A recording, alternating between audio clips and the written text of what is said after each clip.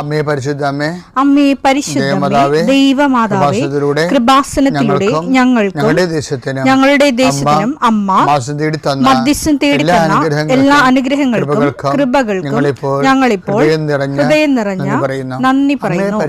അമ്മേ പരിശുദ്ധമ്മേ, ദൈവമാതാവേ, 2004 ഡിസംബർ 7 ഉച്ചകഴിഞ്ഞ് 2:30 കൃപാസനത്തിൽ സംഭവിച്ച അമ്മയുടെ പ്രത്യക്ഷപ്പെടലിനെ കുറിച്ച് തിരുസഭയ്ക്ക് സമർപ്പിച്ചിരിക്കുന്ന പഠനരേഖകളുടെ മേൽ സഭാത്മകമായ പഠനം ആരംഭിക്കുവാൻ ഞങ്ങൾ പ്രാർത്ഥിക്കുന്നു.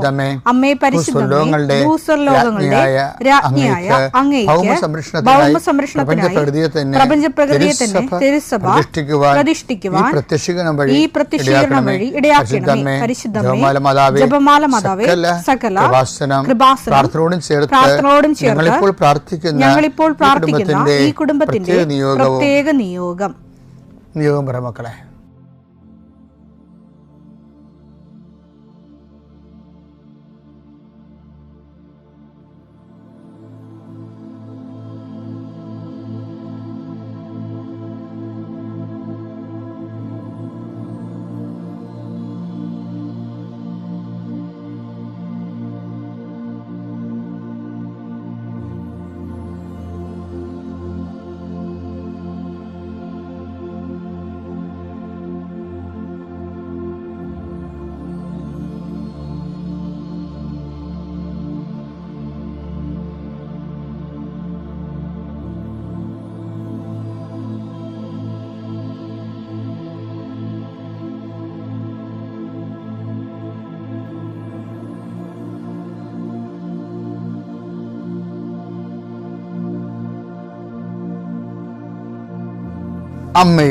അമ്മയുടെ പ്രത്യക്ഷീകരണത്തിന്റെ ഈ അനുഗ്രഹവേളയിൽ ഞങ്ങൾക്ക് സാധിച്ചു തരുവാൻ കനിയണമേ.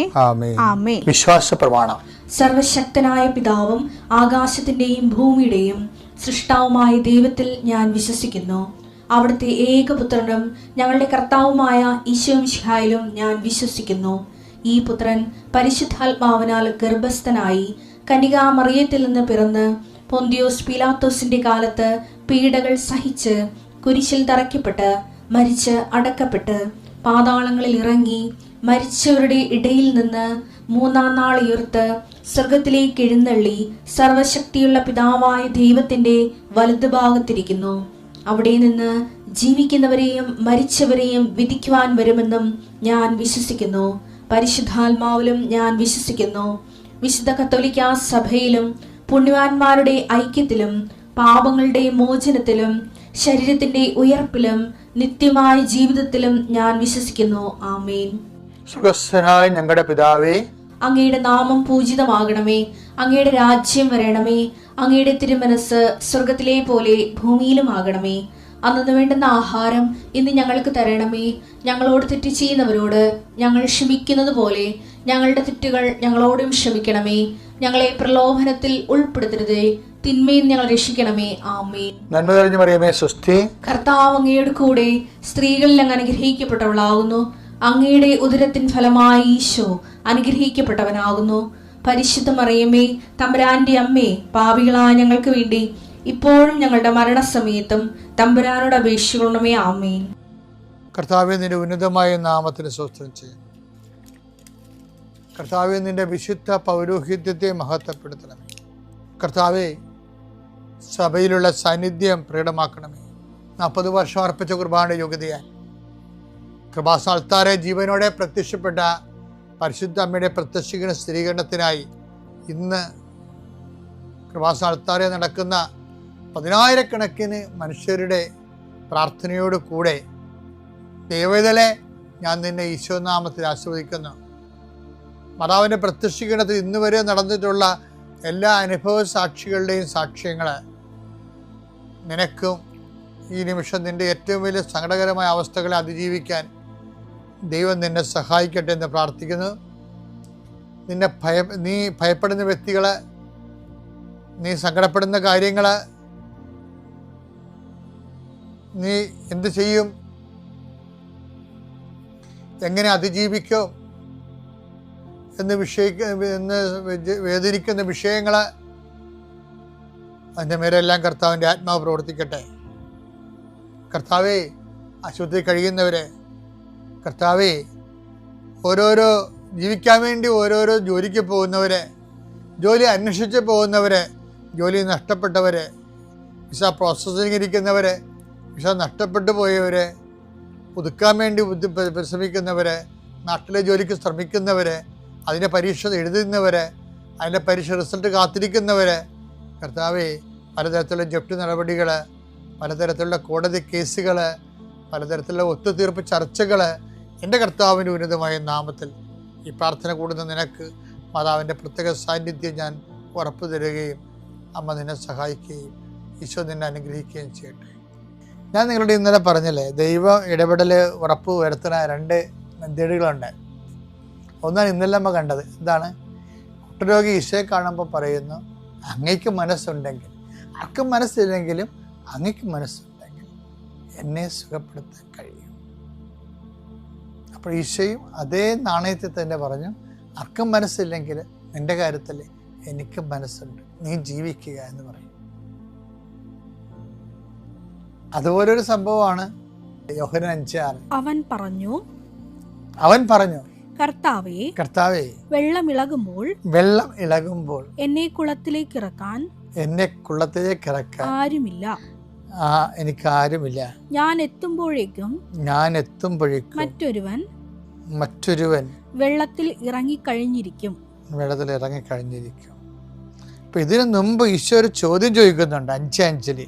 യോഹന്നാൻ 5:5-6. അവൻ അവിടെ കിടക്കുന്നത് യേശു കണ്ടു. 38 വർഷമായ തലവാദ രോഗി അവിടെ കിടക്കുന്നത് അവൻ കണ്ടു. അവൻ വളരെ നാളായി കിടക്കുന്നത് അറിഞ്ഞ് യേശു ചോദിച്ചു, സുഖം പ്രാപിക്കാൻ നിനക്ക് ആഗ്രഹമുണ്ടോ? കാലഹരണപ്പെട്ടു പോയ ആളാ, ഖണ്ഡം ചെയ്ത ആളാ.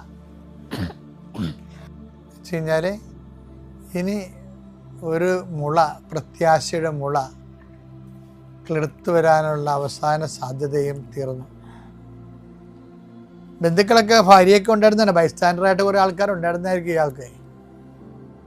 ഇയാളെ രക്ഷപ്പെടത്തില്ലെന്ന് കണ്ടപ്പോൾ അവരെല്ലാവരും അവരുടെ ചിറകിൽ പറന്നു പോയതാ. നമ്മ രക്ഷപ്പെടത്തില്ലെന്ന് കണ്ടാൽ പിന്നെ നമ്മുടെ കൂടെ ഉള്ളവർ നമുക്ക് ബോധം പോകാനേ പ്രാർത്ഥിക്കത്തുള്ളൂ. എന്താണ്? നമുക്ക് ബോധം പോയാൽ അവർക്ക് പോകണമല്ലോ. അപ്പം നമ്മൾ അറിയത്തില്ല. അതാണ് വിഷയം.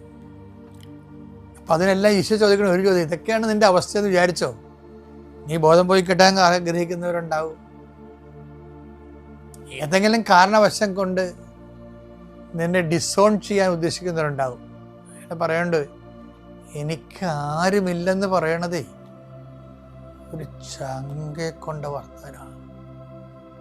നിങ്ങൾ ഒരിക്കലും ക്രിസ്തു ജീവിച്ചിരിക്കുമ്പോൾ ഒരിക്കലും ഒരു മനുഷ്യൻ ഈ ഭൂമിയിൽ എനിക്കാരുമില്ലെന്ന് പറയരുത്. അഥവാ പറയുന്നുണ്ടെങ്കിൽ നീ ക്രിസ്തുവിനോടെ പറയാം. അപ്പം ക്രിസ്തു ആരാണെന്ന് നിനക്ക് മനസ്സിലാവും. അപ്പോൾ ഈശോ പറഞ്ഞു, നിനക്ക് ആരുമില്ല എങ്കിലും നിനക്ക് ഞാനുണ്ട്. നീ ഒരു ഓർഫണാകാം, പക്ഷെ നിനക്ക് ഞാനുണ്ട്. ആരും ഓർഫണാകരുത്, ആരും അനാഥരാകരുത് എന്ന ഒറ്റ ഉദ്ദേശത്തിലാണ് ഈശോ മനുഷ്യാവതാരം ചെയ്ത് പാപത്തിന് പരിഹാരം ചെയ്ത് കുരിശുമരണം വരിച്ചു.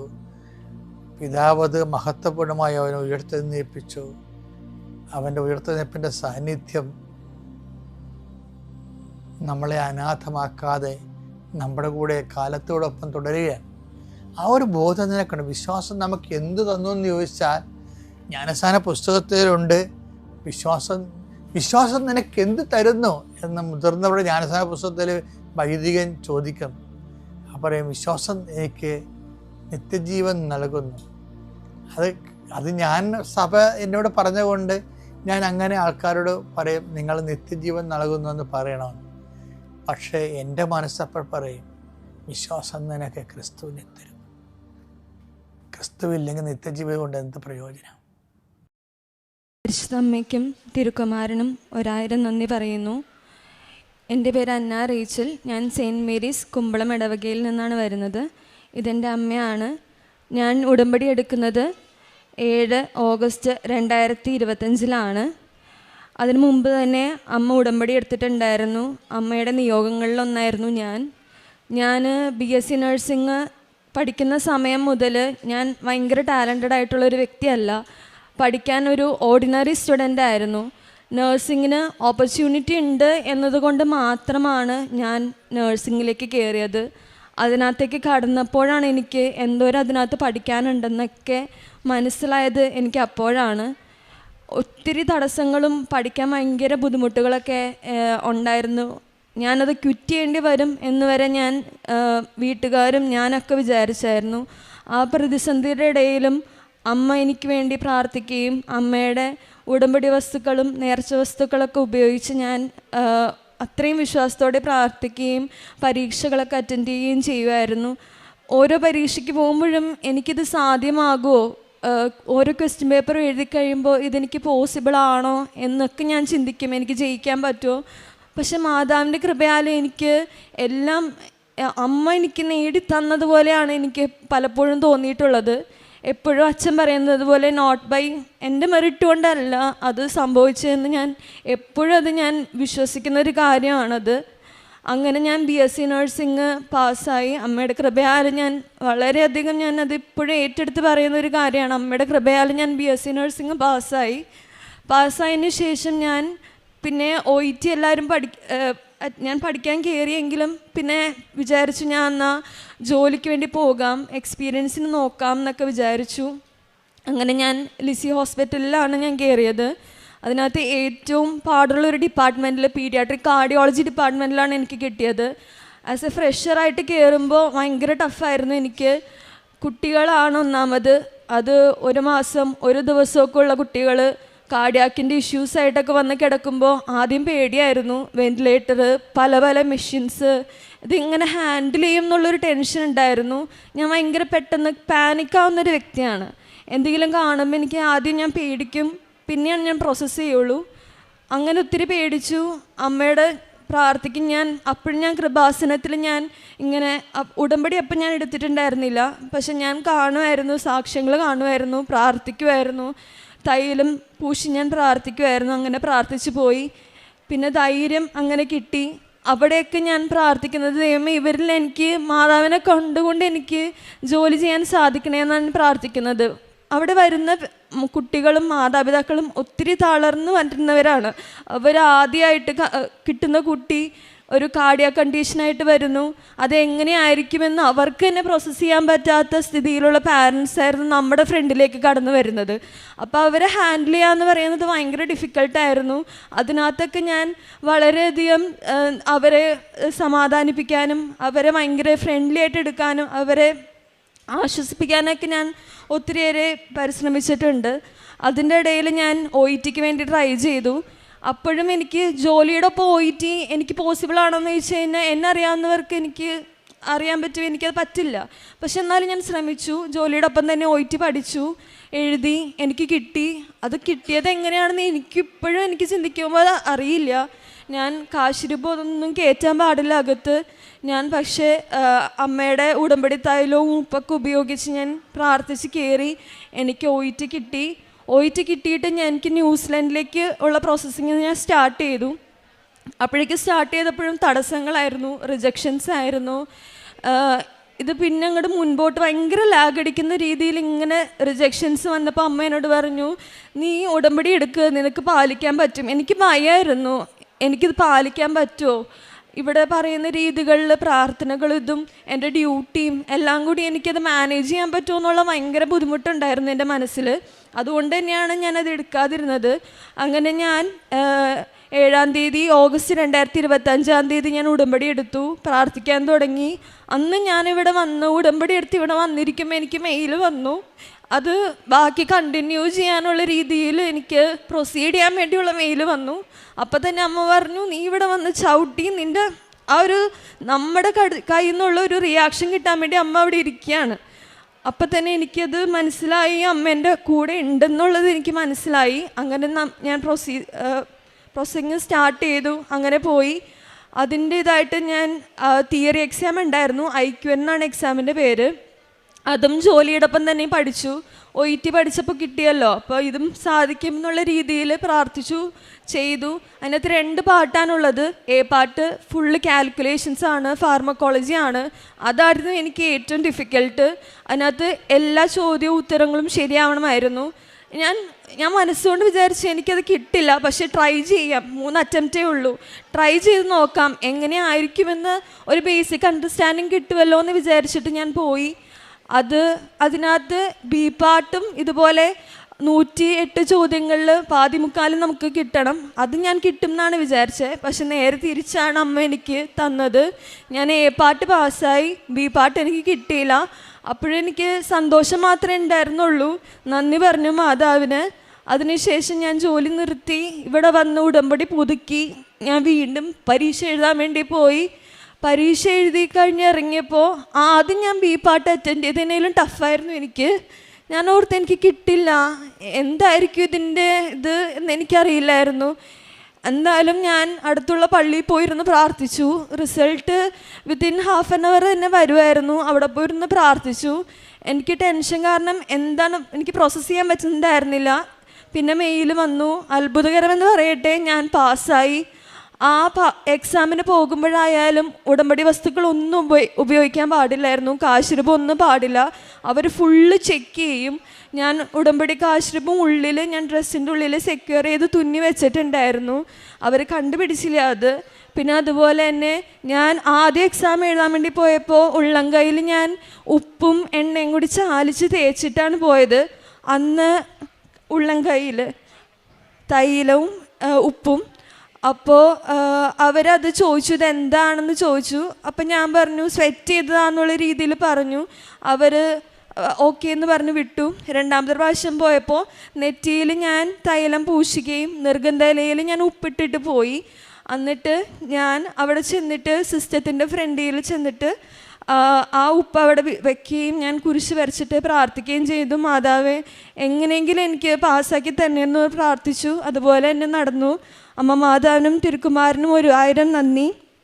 അതിനുശേഷം ആ എക്സാം പാസ്സായി കഴിഞ്ഞ് ഇപ്പോൾ പ്രോസസ്സിങ് സ്റ്റാർട്ട് ചെയ്തു.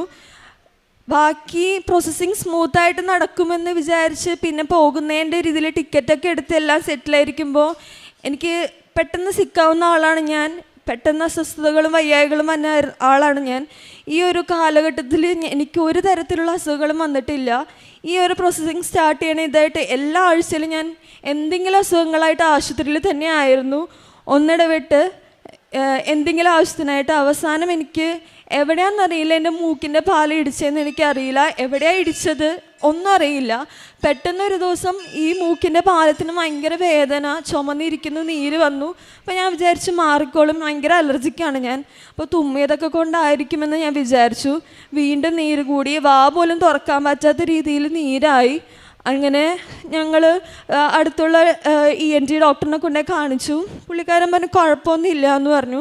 അപ്പോൾ അമ്മ പറഞ്ഞു ഇവൾക്ക് തൊണ്ടയിൽ എപ്പോഴും ഇങ്ങനെ നീര് വന്ന് കിടക്കണ പോലെ തോന്നാറുണ്ട്, എന്താണെന്നറിയില്ല, ഡോക്ടർ ഇങ്ങനെ പോകാൻ പോവാണ്, എന്തെങ്കിലും ഉണ്ടെങ്കിൽ ഒന്ന് നോക്കുമോ എന്ന് ചോദിച്ചപ്പോഴേക്കും ഡോക്ടർ പറഞ്ഞു ഒന്ന് ഒരു അൾട്രാസൗണ്ട് ചുമ്മാ സ്ക്രീൻ ചെയ്തേക്ക്, എന്തായാലും പോകുന്നതല്ലേ എന്ന് പറഞ്ഞു. അങ്ങനെ സ്ക്രീൻ ചെയ്യാൻ വേണ്ടി നമ്മൾ നോക്കിയപ്പോഴേക്കും ഒരു നൊഡ്യൂള് പോലെ ഇവിടെ കണ്ടു. അത് കണ്ടപ്പോഴേക്കും ഭയങ്കര വിഷമമായി. ഇതെന്താണ് ദൈവമേ ഇങ്ങനെ, ഞാൻ ഇത്രയും പെട്ടെന്ന് എനിക്ക് നടക്കുമെന്ന് വിചാരിച്ചില്ല. എല്ലാം മാതാവ് എനിക്ക് നടത്തി തന്നു. അതിൻ്റെ ഇടയ്ക്ക് ഇതും കൂടി വന്നപ്പോൾ ഇതിൻ്റെ ഉത്തരം എന്തായിരിക്കും എന്നുള്ളൊരു കൺഫ്യൂഷൻ എനിക്കുണ്ടായിരുന്നു. ഇവിടെ വന്നു, അച്ഛൻ്റെ അടുത്ത് വന്നു, പ്രാർത്ഥിച്ചു. അച്ഛൻ കൈവച്ച് പ്രാർത്ഥിച്ചു ഇവിടെ. അത് കഴിഞ്ഞിട്ട് വേറെ ആശുപത്രിയിലേക്ക് റെഫർ ചെയ്തു. അവിടെ പോയി കണ്ടു. ഒത്തിരി ടെൻഷൻ ഉണ്ടായിരുന്നു. ഡോക്ടറിൻ്റെ ഫ്രണ്ടിൽ നിൽക്കുമ്പോൾ അവിടെ വരുന്ന വേറെ രോഗികളൊക്കെ കാണുമ്പോൾ എനിക്ക് ടെൻഷൻ കൂടി. പക്ഷേ ഡോക്ടറെ ചെന്ന് കണ്ടപ്പോൾ പറഞ്ഞു ഒരു കുഴപ്പമില്ല, ഒരു 7-8 മാസം കഴിയുമ്പോൾ വീണ്ടും കൂടി നോക്കിയാൽ മതി, ഒരു കുഴപ്പമില്ല, സന്തോഷമായിട്ട് പോയിക്കോളാൻ പറഞ്ഞു. അത് കേട്ടപ്പോഴാണ് മനസ്സിന് സമാധാനമായത്. ഇന്നിപ്പോൾ ഇവിടെ വരുന്നത് വരെ ഞാൻ തുമ്മൽ നിർത്തിയിട്ടില്ല, അത്ര അലർജിക്കാണ് ഞാൻ.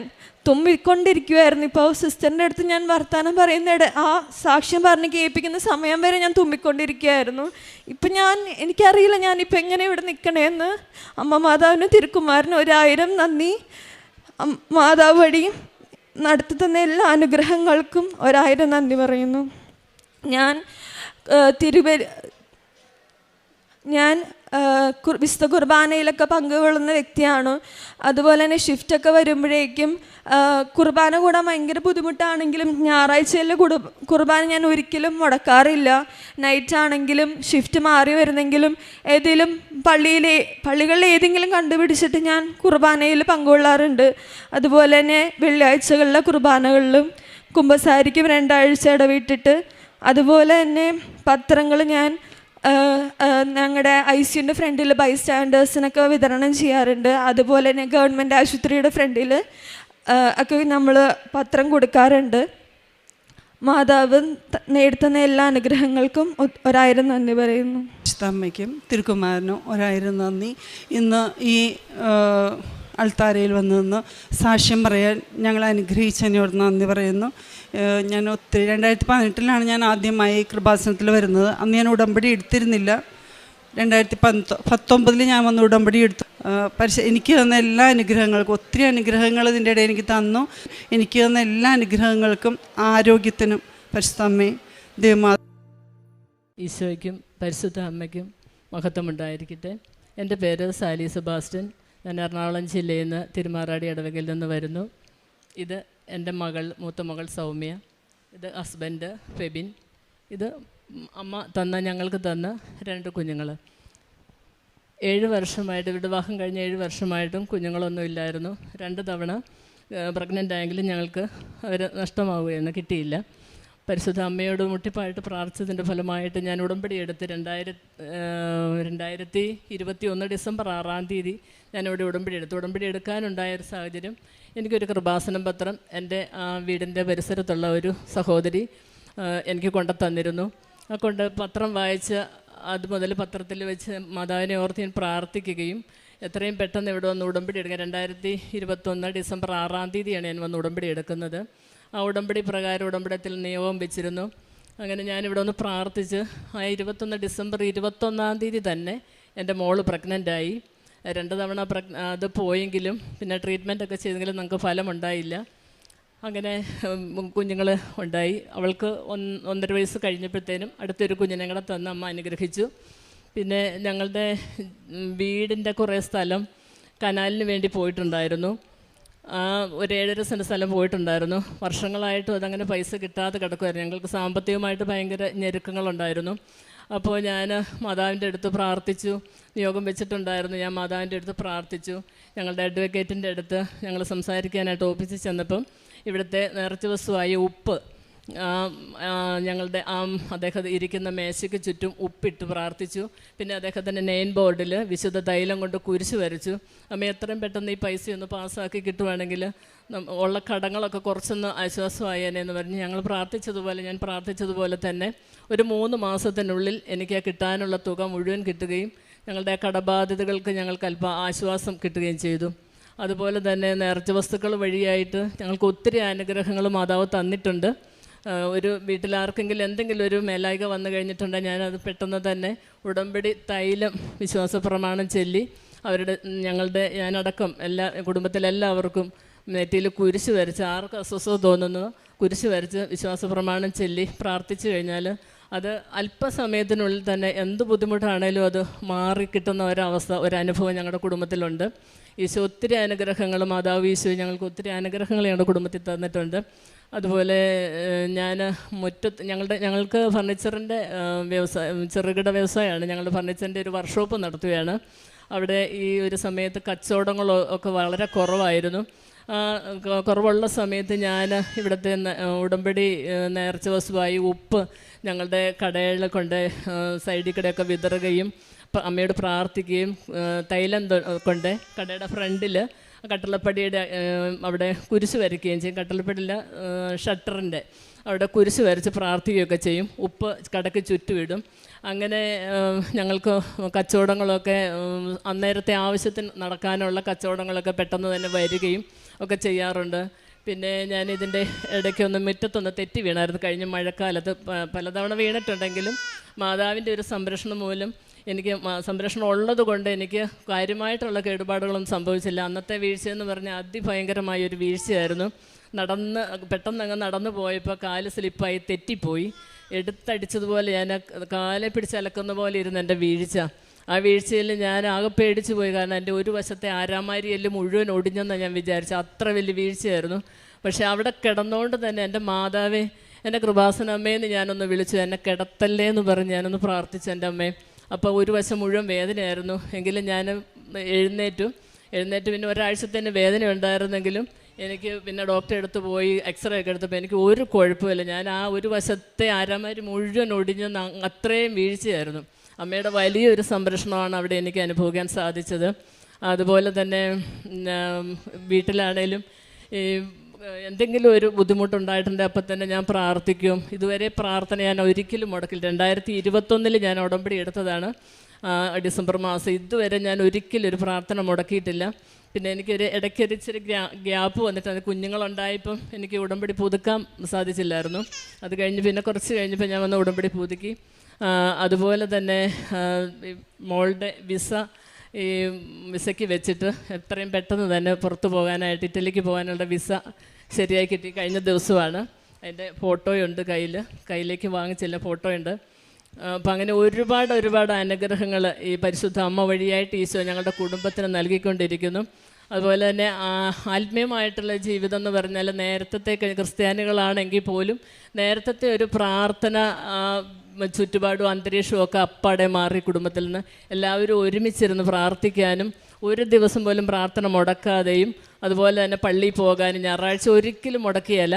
അല്ലാത്ത ദിവസങ്ങളിൽ ഇടദിവസങ്ങളെല്ലാം പറ്റുന്നിടത്തോളം ദിവസം പള്ളിയിൽ പോകും. 2 ആഴ്ച കൂടുമ്പോൾ കുമ്പസാരിക്കുകയും അങ്ങനെ എല്ലാ കാര്യങ്ങളും ആത്മീയമായിട്ട് വളരെ നല്ലൊരു ഉയർച്ച ഞങ്ങളുടെ കുടുംബത്തിലുണ്ടായി. അതുപോലെ തന്നെ പ്രേക്ഷിത പ്രവർത്തനം എല്ലാ മാസവും ഞാൻ ഇവിടെ വരും. എല്ലാ മാസവും ഞാൻ വന്ന് പത്രം വാങ്ങിച്ചുകൊണ്ട് പോകും. മാതാവിൻ്റെ അടുത്ത് കുറേ സമയം ഒരു ഉച്ച കഴിയണ വരെ ഞാനിരുന്നു പ്രാർത്ഥിച്ച്. ഞങ്ങളുടെ കുടുംബസമേതമായിരുന്നു. ഇവരിപ്പോൾ ഇല്ല. ഞാനും എൻ്റെ ഹസ്ബൻഡും ഇളയ മോളുമായിരുന്നു വന്നുകൊണ്ടിരുന്നത് സ്ഥിരമായിട്ട്. ഇപ്പോൾ മോള് ജോലിക്ക് പോയതുകൊണ്ട് എന്നും എല്ലാ മാസവും വരാൻ പറ്റിയില്ല. എന്നാൽ ഞാനും എൻ്റെ ഹസ്ബൻഡും എല്ലാ മാസവും ഇവിടെ വരും. വന്ന് ഇവിടെ കുറേ നേരം അമ്മയുടെ അടുത്തൊന്ന് പ്രാർത്ഥിക്കും. അതുപോലെ തന്നെ പത്രങ്ങൾ വാങ്ങിച്ചുകൊണ്ട് പോവുകയും പത്രങ്ങൾ കോട്ടയം മെഡിക്കൽ കോളേജിൽ ക്യാൻസർ രോഗികളുടെ വാർഡിലും അതുപോലെ തന്നെ ഓട്ടോ സ്റ്റാൻഡിൽ പിന്നെ ഞങ്ങളുടെ ആ പരിസരത്തുമൊക്കെയുള്ള വീടുകൾ കയറി ഇറങ്ങി എനിക്ക് കിട്ടിയ അനുഭവങ്ങൾ ഞാൻ പറഞ്ഞു. എൻ്റെ കുഞ്ഞുങ്ങളുടെ ഫോട്ടോ വരെ ഞാൻ കാണിച്ചാണ് കൊടുക്കുക. എൻ്റെ രോഗസൗഖ്യങ്ങളൊക്കെ എനിക്ക് ഞാൻ 2 സാക്ഷ്യം ഇതിനു മുമ്പ് ഈ പരിശുദ്ധമായ ആൾക്കാരിൽ ഞാൻ പറഞ്ഞിട്ടുള്ളതാണ്. ഇത് എൻ്റെ 3ാമത്തെ സാക്ഷ്യമാണ്.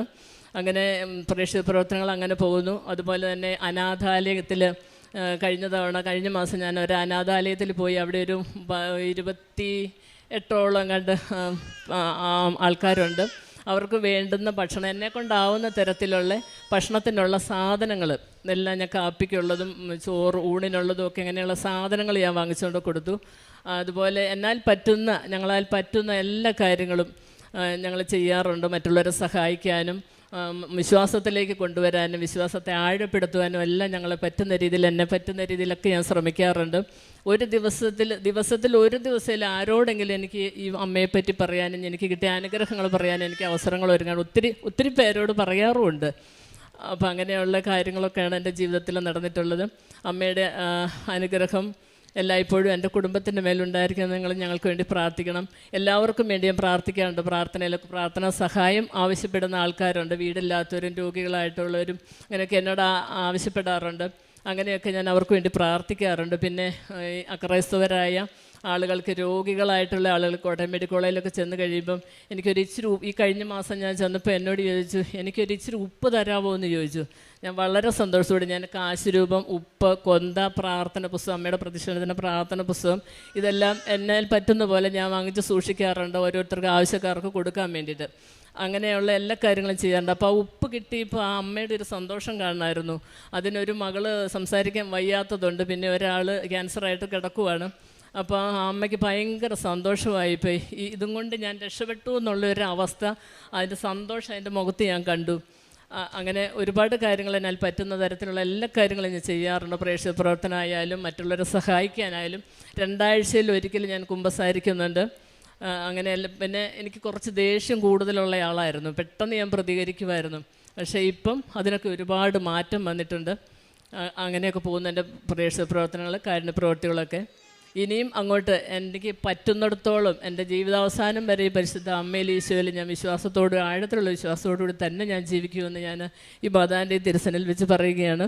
അതുപോലെ എൻ്റെ കുടുംബവും വളരെ എൻ്റെ ഹസ്ബൻഡാണ് എല്ലാത്തിനും എനിക്ക് സപ്പോർട്ട്. ഇപ്പം മെഡിക്കൽ കോളേജിൽ ഭക്ഷണം കൊണ്ടുപോകണമെങ്കിലും അതുപോലെ എനിക്ക് എപ്പോൾ പള്ളിയിൽ വരണം എന്ന് പറഞ്ഞാലും അദ്ദേഹം ഒരു മടിയും കൂടാതെ പള്ളിയിൽ കൃപാസന അമ്മയുടെ അടുത്ത് പോകണമെന്ന് പറഞ്ഞാൽ പിന്നെ അത് കഴിഞ്ഞിട്ടേ ബാക്കിത്തെ കാര്യമുള്ളൂ. ഞങ്ങളോട് ആൾക്കാർ ചോദിക്കാറുണ്ട് പത്രം കൊണ്ട് ചെല്ലുമ്പോൾ 2-ാം തീയതി ഞാനിവിടെ വരും, എന്തെങ്കിലും അത്യാവശ്യം ഉണ്ടെങ്കിൽ മാത്രമേ ഒരു സാഹചര്യം അനുകൂലമല്ലേ മാത്രമേ 3-ാം തീയതി ആയി പോകുള്ളൂ. ആ 2-ാം തീയതി ഇവിടെ വന്ന് പത്രം വാങ്ങിച്ചുകൊണ്ട് പോകുന്ന വഴിക്കും ഞങ്ങളൊക്കെ കൊടുക്കുമ്പോൾ ഞങ്ങളോടേക്ക് നിങ്ങൾ മാതാവിൻ്റെ അടുത്ത് 2-ാം തീയതി നോക്കിയിരിക്കുവാണോ എന്ന് ചോദിക്കും. അതുപോലെ തന്നെ ഒത്തിരി കളിയാക്കലുകൾ ഞങ്ങൾ അനുഭവിച്ചിട്ടുണ്ട് കൃപാസനത്തിൽ പോകുന്നതിനെക്കുറിച്ച്. നിങ്ങൾക്ക് വേറെ തൊഴിലൊന്നുമില്ലേ, ഇനിയിപ്പോൾ ഇതാണോ പണി, പത്രം കൊണ്ട് ചെല്ലുമ്പോൾ ചോദിച്ചിട്ടുണ്ടായിരുന്നു ഇതാണോ ഇപ്പോഴത്തെ പണി, ഇങ്ങനെയൊക്കെ എന്നോട് ചോദിച്ചിട്ടുണ്ട്. പക്ഷേ അതൊന്നും എനിക്ക് ഒരു വിഷയമല്ല. കാരണം അമ്മയ്ക്ക് വേണ്ടിയിട്ട് നമ്മൾ ചെയ്യുന്ന ഒരാളെങ്കിലും വിശ്വാസത്തിലേക്ക് അടുപ്പിക്കാൻ പറ്റിയെങ്കിൽ അതിന് വേണ്ടിയിട്ട് ആ ഒരു സ്നേഹത്തോടു കൂടി ഞാൻ ചെയ്യുന്ന കാര്യങ്ങളാണ്. എനിക്കത് കളിയാക്കലൊന്നും എനിക്ക് വിഷയമല്ല.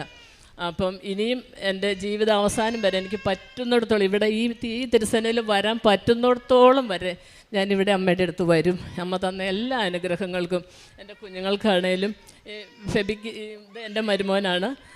ഫെബിക്ക് BP-യുടെ ഇച്ചിരി പ്രശ്നമുണ്ട്. അപ്പോൾ പെട്ടെന്ന് BP കൂടും, ഹോസ്പിറ്റലിൽ അഡ്മിറ്റ്. 2 പേരും നേഴ്സുമാരാണ് അപ്പോളോയിൽ, ബോംബെ അപ്പോളോയിൽ. അപ്പോൾ അങ്ങനെ വിഷമം ഉണ്ടാകുന്ന സമയത്തൊക്കെയാണ് ഞങ്ങളിവിടെ ഞാൻ പ്രാർത്ഥിക്കും. എൻ്റെ മാതാവ് ഈ റിസൾട്ടൊക്കെ ഓരോ ടെസ്റ്റിനൊക്കെ വിടുമ്പോൾ ഞാൻ പ്രാർത്ഥിക്കും എൻ്റെ മാതാവ് റിസൾട്ടൊക്കെ നോർമലായി കിട്ടണം. ഈ കഴിഞ്ഞ മാസം അങ്ങനെ കൊച്ചിന് ഒത്തിരി കൂടുതലായിപ്പോയി.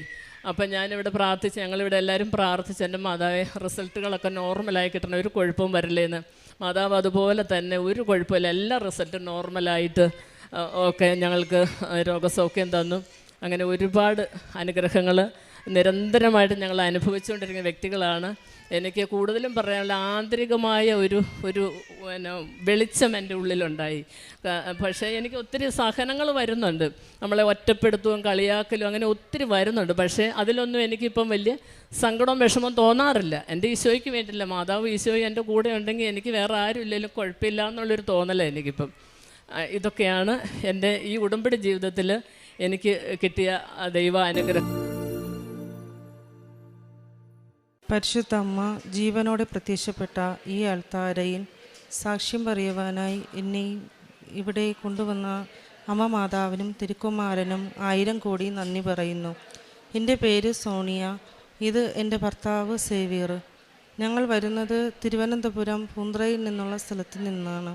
എനിക്ക് ഇവിടെ ഉടമ്പടി എടുക്കാൻ ആദ്യമായി പരിചയപ്പെടുത്തത് നെയ്യാറ്റിൻകരയുള്ള ഒരു ആൻറ്റിയാണ്.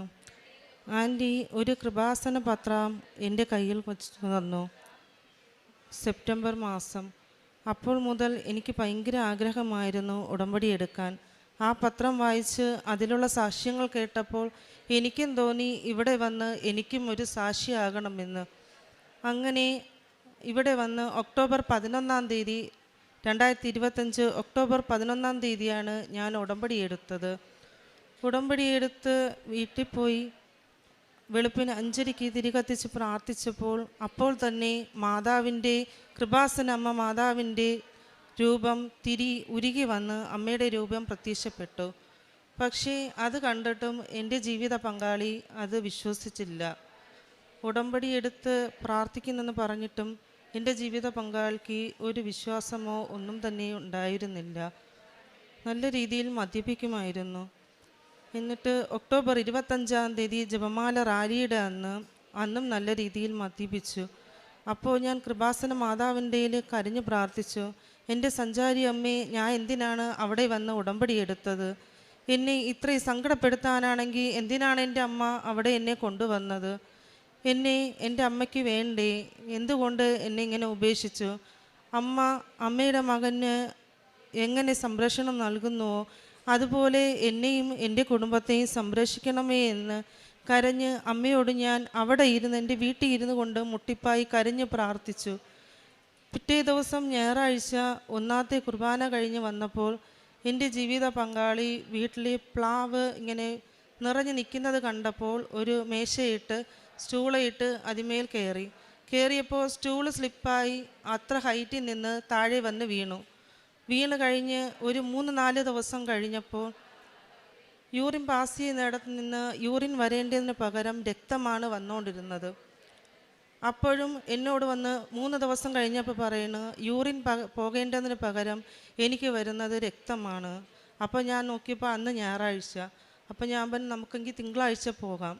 അപ്പോൾ പോയി ഹോസ്പിറ്റലിൽ ചെക്ക് ചെയ്തപ്പോൾ അവർ പറഞ്ഞത് ഒരു കുഴപ്പമില്ല, ഒന്നുമില്ല, നമുക്ക് സ്റ്റോൺ ഉണ്ടോ എന്തെങ്കിലും ഉണ്ടെങ്കിൽ എന്നും പറഞ്ഞിട്ട് നോക്കാമെന്ന് പറഞ്ഞു. നോക്കി ടെസ്റ്റ് ചെയ്ത് കുറേ ടെസ്റ്റുകളെല്ലാം നടത്തി, ഒരു കുഴപ്പമില്ല. 4 ആഴ്ചയായിട്ടും ആ മൂത്രം ഒഴിക്കുന്നിടത്ത് 2 ബോളും നീര് കെട്ടി വീർത്ത് നല്ലോണം വലിപ്പത്തിലായി. പിന്നീട് ഒരു 3.5 ആഴ്ച കഴിഞ്ഞപ്പോൾ വീണ്ടും ടെസ്റ്റ് ചെയ്യാൻ കൊണ്ടുപോയപ്പോൾ ഡോക്ടർ പറഞ്ഞത് ഇത് പഴുക്കുവാണെങ്കിൽ ഓപ്പറേഷൻ ചെയ്യേണ്ടി വരുമെന്ന് പറഞ്ഞു. അപ്പോഴും ഞാൻ മാതാവിൻ്റെ കരഞ്ഞ് പ്രാർത്ഥിച്ചെന്തെന്ന് വെച്ചാൽ, മാതാവേ അത് കത്തി വയ്ക്കാൻ ഇടവരുത്തരുതേ എന്ന് പറഞ്ഞ് മുട്ടിപ്പായി ഞാൻ കരഞ്ഞ് വിളിച്ചപേക്ഷിച്ചു. പക്ഷേ അത് ഓപ്പറേഷൻ ചെയ്തേ പറ്റുള്ളൂ ഡോക്ടർ പറഞ്ഞു. അങ്ങനെ പഴുത്ത് അത് 3.5 ആഴ്ച കഴിഞ്ഞപ്പോൾ ഓപ്പറേഷൻ ചെയ്യേണ്ടി വന്നു. ഓപ്പറേഷന് കൊണ്ടുപോയപ്പോൾ ഞങ്ങൾക്ക് വലിയ സാമ്പത്തികമൊന്നുമില്ല. ഞങ്ങൾ താമസിക്കുന്നത് വാടക വീട്ടിലാണ്. അപ്പോൾ എൻ്റെ ഭർത്താവ് ഓട്ടോ ഡ്രൈവറാണ്. അപ്പോൾ ഓട്ടോക്കാർ കാണാൻ വന്നപ്പോൾ ഒരു 5000 രൂപയും കൊണ്ട് നമ്മുടെ കയ്യിൽ വെച്ച് തന്നു. ആ 5000 രൂപയും കൊണ്ടാണ് ഞാൻ ആശുപത്രിയിൽ പോയപ്പോൾ എൻ്റെ ജീവിത പങ്കാളി പറഞ്ഞു, നമുക്കിവിടെ പ്രൈവറ്റ് ഹോസ്പിറ്റലല്ലേ, ഇത്രയും ദിവസം ഇവിടെ കാണിച്ചു തന്നതിന് ഒരുപാട് സാമ്പത്തികം ബുദ്ധിമുട്ട് നമുക്കിപ്പോൾ ഉണ്ട്, നമുക്ക് ഗവൺമെൻറ് ഹോസ്പിറ്റലിൽ പോവാം. അപ്പോൾ ഞാൻ പറഞ്ഞു വേണ്ട, നമുക്കിവിടെ തന്നെ കാണിക്കാം. എനിക്കെന്തോ ഒരു ധൈര്യം അപ്പോൾ വന്നതുപോലെ മാതാവ് എൻ്റെ കൂടെ അപ്പം തന്നെ ഉണ്ടായിരുന്നു. അപ്പോൾ ഞാൻ പറഞ്ഞു നമുക്കിവിടെ തന്നെ കാണിക്കാം. അങ്ങനെ പിറ്റേ ദിവസം ഓപ്പറേഷൻ ചെയ്ത് കഴിഞ്ഞപ്പോൾ ബില്ല് വന്നത് 36,000 രൂപ. പക്ഷേ എനിക്കറിയത്തില്ലായിരുന്നു ഈ 5000 രൂപയും കൊണ്ടാണ് ഞാൻ ഹോസ്പിറ്റലിൽ ഇരിക്കുന്നത്. അപ്പോൾ ഞാൻ അവിടെ ഇരുന്നു കൊണ്ട് തന്നെ അവിടെ ഒരു ചാപ്പലുണ്ട്, നിത്യാരാധന.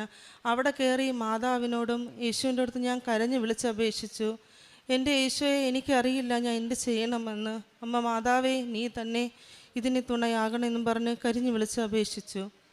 അമ്മ മാതാവ് പലരുടെയും രൂപത്തിൽ എൻ്റെ കയ്യിൽ അവിടെ ബില്ല് എത്ര രൂപയായോ അതിനേക്കാൾ ഇരട്ടി എൻ്റെ കയ്യിൽ പൈസ കൊണ്ടെത്തിച്ചു. ഞാൻ കൊണ്ടുപോയത് വെറും 5000 രൂപയാണ്. ഞാൻ ഹോസ്പിറ്റലിൽ നിന്ന് ഇറങ്ങിയപ്പം അവിടെ ബില്ലടച്ച് ഞങ്ങൾക്ക് 2 മാസത്തെ വാടക പെൻഡിങ് വന്നു. ആ പൈസ വരെ എൻ്റെ അമ്മ എനിക്ക് ഒതുക്കി തന്നു. അങ്ങനെ അവിടെ ഇരുന്ന് എന്നെ വലിയ അനുഗ്രഹം എനിക്ക് എൻ്റെ അമ്മ തന്നു. അങ്ങനെ എൻ്റെ ഭർത്താവിനെ ഡിസ്ചാർജ് ആവാൻ പോണതിൻ്റെ തലേ ദിവസം രാത്രി ഒരു അക്രൈസ്തവരായിട്ടുള്ള ഒരു കുടുംബത്തെ പരിചയപ്പെടാനിടയായി. അവരുടെ അമ്മ കൈ തളർന്ന് സ്ട്രോക്ക് വന്ന് ICUവിൽ 3 ദിവസം വച്ചേക്കുകയായിരുന്നു.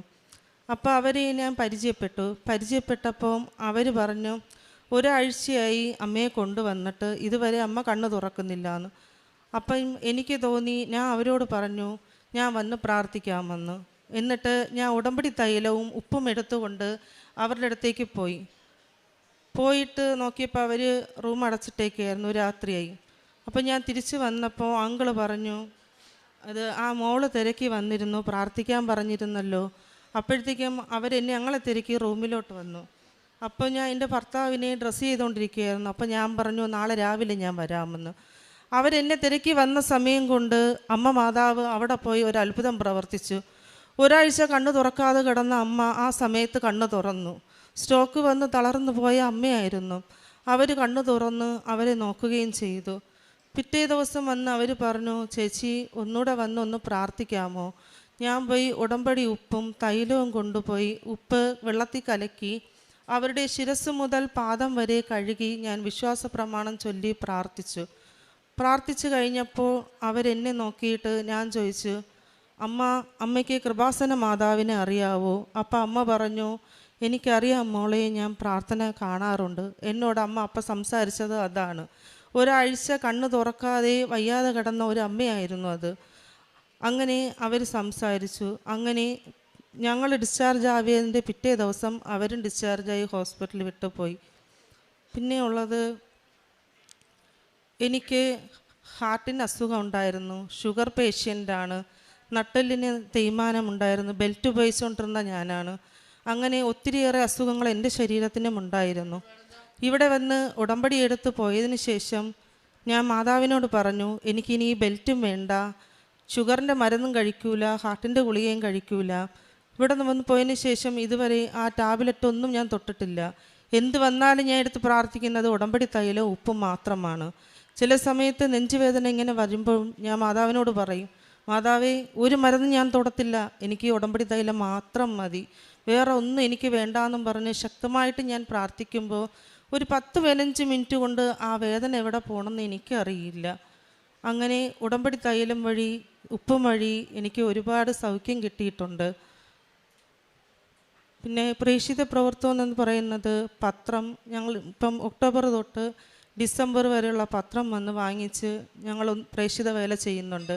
കാരുണ്യ പ്രവൃത്തി എന്ന് പറയുമ്പം ഞാൻ എൻ്റെ ജീവിത പങ്കാളിയും ആഹാരമില്ലാതെ അലയുന്ന അനേകം മക്കളുണ്ട് നമ്മുടെ അവിടെ ഇരിക്കുന്ന വയസ്സായ അപ്പച്ചനും അമ്മച്ചിക്കൊക്കെ ആഹാരങ്ങൾ കൊണ്ട് കൊടുക്കാറുണ്ട്. പിന്നെ ഇവിടെ ഉടമ്പടി എടുത്ത് പോയതിന് ശേഷം ദിവസേന കുർബാനയ്ക്ക് പോകാറുണ്ട്, കുർബാന മുടക്കാറില്ല, എല്ലാ മാസവും കുമ്പസാരിക്കാറുമുണ്ട്. പിന്നെ ബൈബിള് അരമണിക്കൂർ എല്ലാ ദിവസവും ഞാൻ വായിക്കും.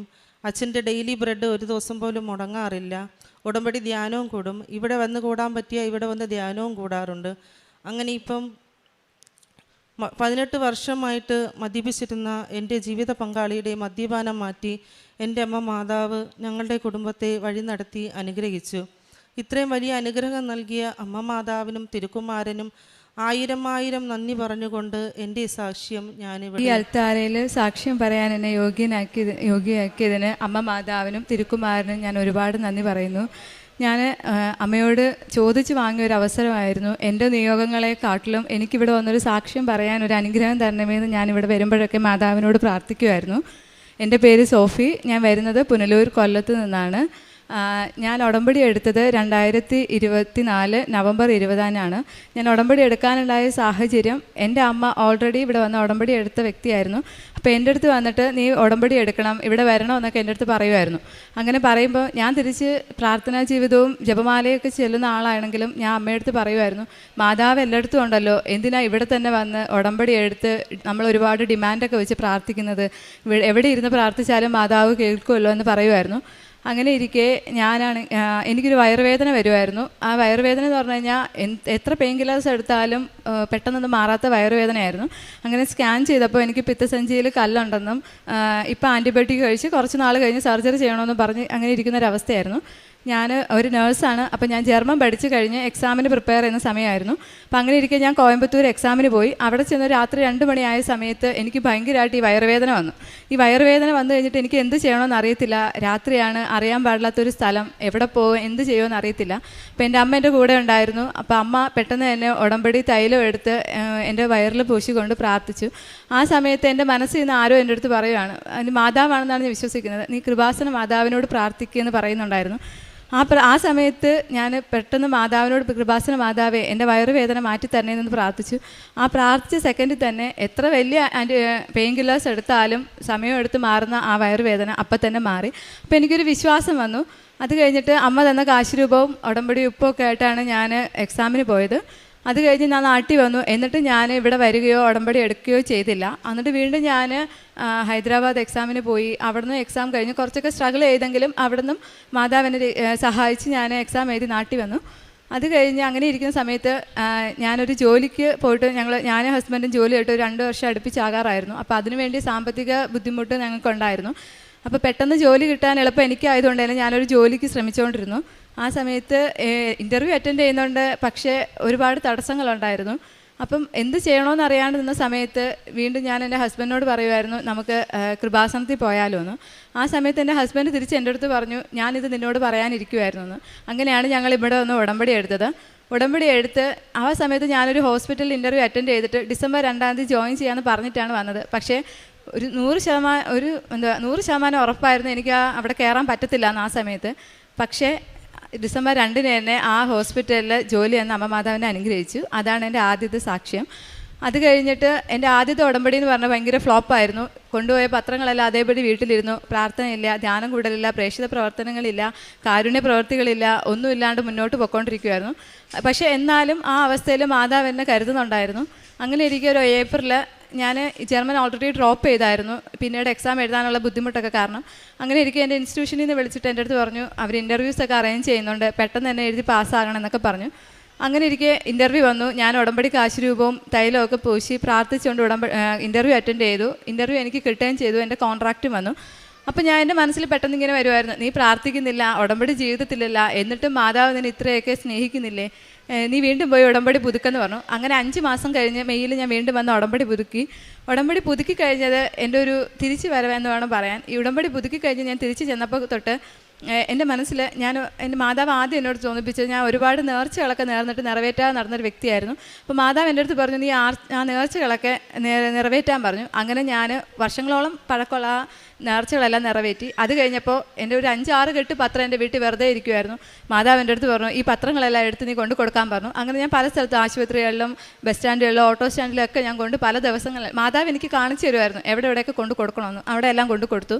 അത് കഴിഞ്ഞിട്ട് മാതാവ് എൻ്റെ അടുത്ത് ഇങ്ങനെ പറയും, നീ ആ ബാഗ് എടുക്കുക, ഈ കവർ എടുക്കുക എന്നൊക്കെ പറയുമായിരുന്നു. പക്ഷെ ഞാൻ അത് എന്തിനാണെന്ന് അങ്ങനെ ചിന്തിക്കത്തില്ല. മാതാവ് പറഞ്ഞല്ലേ എന്നോർത്ത് അതെല്ലാം എടുക്കുമായിരുന്നു. അപ്പോൾ അതിൻ്റെ ഉള്ളിലെല്ലാം പഴയ പത്രങ്ങൾ ഞാനിങ്ങനെ സൂക്ഷിച്ച് വെച്ചിരിക്കുമായിരുന്നു. അങ്ങനെ ഒരു പത്രം ഇല്ലാതെ എല്ലാം ഞാൻ കൊടുത്തു തീർത്തു. അത് കഴിഞ്ഞപ്പോഴത്തേക്കും എനിക്ക് എന്താ പറയുക, പ്രാർത്ഥിക്കാൻ ആ ഒരു പ്രാർത്ഥനാ ജീവിതത്തിലോട്ട് ഞാൻ കടന്നു വന്നില്ല. പക്ഷേ അച്ഛൻ പറയുന്ന പോലെ ചൊല്ലുന്നതിലല്ലോ ചെയ്യുന്നതിലല്ലേ കാര്യമെന്ന് വിചാരിച്ചു. അപ്പം അങ്ങനെ ഞാൻ വിചാരിച്ചു. അങ്ങനെ ഇരിക്കുക അടുത്ത് 3-ാമത്തേതെന്ന് വെച്ചാൽ ഞാൻ കുമ്പസാരിച്ചിട്ട് ഞാൻ വർഷങ്ങളായെന്ന് തോന്നുന്നു. അപ്പം മാതാവ് എൻ്റെ അടുത്ത് പറഞ്ഞു കുമ്പസാരിക്കാൻ. അങ്ങനെ ഞാനിങ്ങനെ എങ്ങനെ കുമ്പസാരിക്കും, കാരണം ഞാൻ ഡ്യൂട്ടി ടൈമൊക്കെ അനുസരിച്ച് എനിക്ക് കുമ്പസാരിക്കാനും കുർബാന ചൊല്ലാനും ഒക്കെ പറ്റാത്തൊരു സാഹചര്യമായിരുന്നു.